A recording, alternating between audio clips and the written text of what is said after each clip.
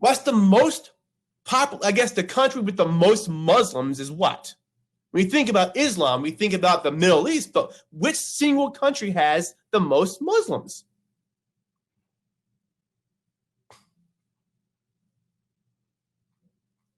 Put in the comments. Y'all know where this is going. There you go. Now, look at this. Wait, Indonesia, it is not just Muslim. There's other religions in here as well. About 88, that's probably a little high, but so you can say 88% of the population is going to be Muslim in Indonesia.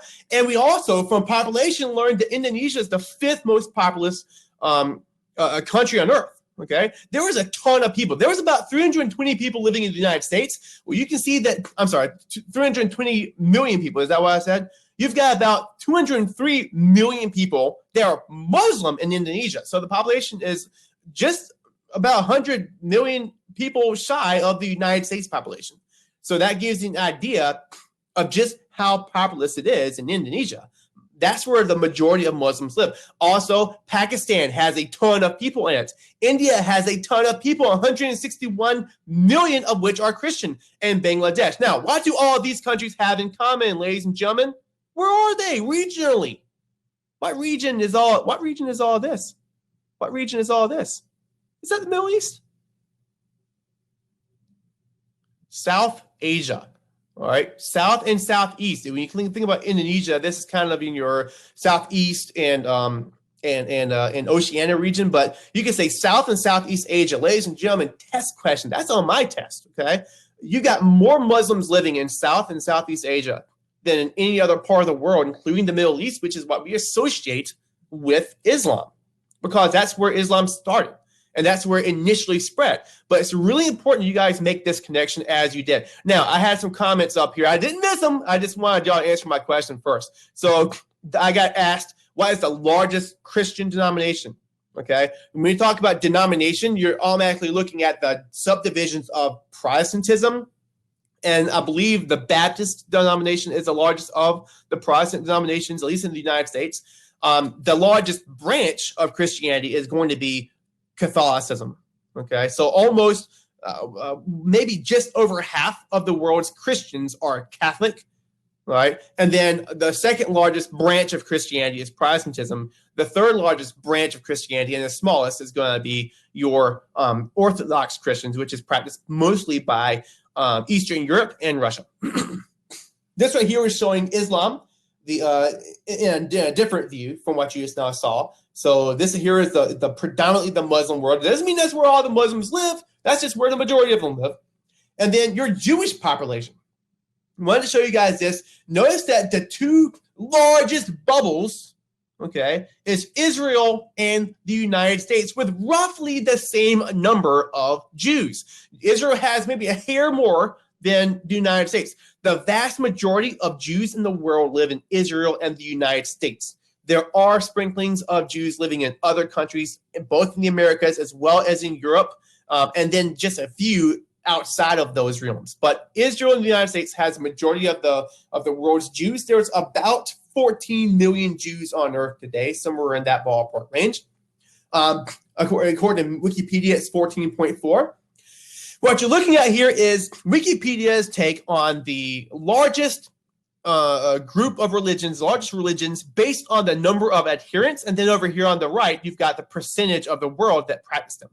When we talk about an adherent, this simply means a follower or one who adheres or is kind of connected to the teachings of a particular principle. All right, so we already know the five biggest world religions, right? All right, Christianity, 2.4 billion. Islam, 1.8, about 2 billion, almost 2 billion. Hinduism, Buddhism, roughly the same number of followers there. I know it's got Buddhism as a lot less. We'll say that, well, Hinduism definitely more. Buddhism, I've seen that number projected as way higher, depending on how you classify them. Buddhism is a syncretic religion, meaning they can be blended together with others.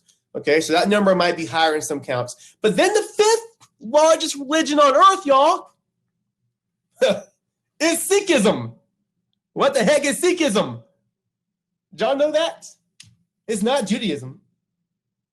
There are about twice as many Sikhs on earth as there are Jews. What the heck is a Sikh? The world's fifth largest religion is Sikhism in the Punjab state of India. This right here is where the vast majority of Sikhs live. It is a religion that began, I want to say, somewhere in the 1500s. It's a fairly new religion. It does have worldwide presence, but in very small numbers. I actually was privileged with being able to teach someone who was a Sikh several years ago, probably 5 or 6 years ago, came through my classroom. And oftentimes we see Sikhs and we think, oh, it's a Muslim. No, actually, this is not the same kind of a turban that Muslims wear.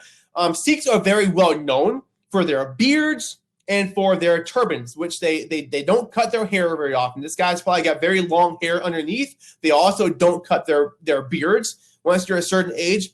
These guys were associated with warriors in India. When the British were in there as empire, they relied on some of the Sikhish people as local bodyguards for them.